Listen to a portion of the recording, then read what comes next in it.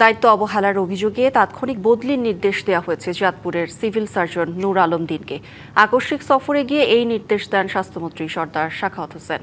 সকালে উপজেলা স্বাস্থ্য কমপ্লেক্সের বিভিন্ন নথি খতিয়ে দেখেন স্বাস্থ্যমন্ত্রী, খোঁজখবর নেন হাসপাতালে চিকিৎসারত রোগীদের।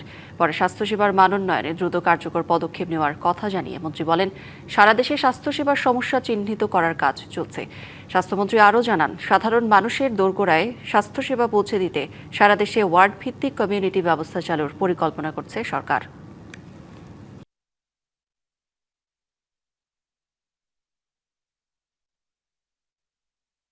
আমাদের বর্তমান মাননীয় প্রধানমন্ত্রী তারেক রহমান 101 শয্যা করার জন্য আমাদেরকে নির্দেশ দিয়েছে। প্রতিটি ওয়ার্ডে 3টা করে community centre, community health clinic থাকে বা ফ্যামিলি কেন্দ্র থাকে।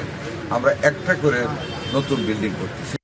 বাংলা কিউআর, যেখানে নগদ পেমেন্ট সেখানে। সারা দেশে 10 লাখেরও বেশি মার্চেন্টে নগদে পেমেন্ট করুন খুব সহজে।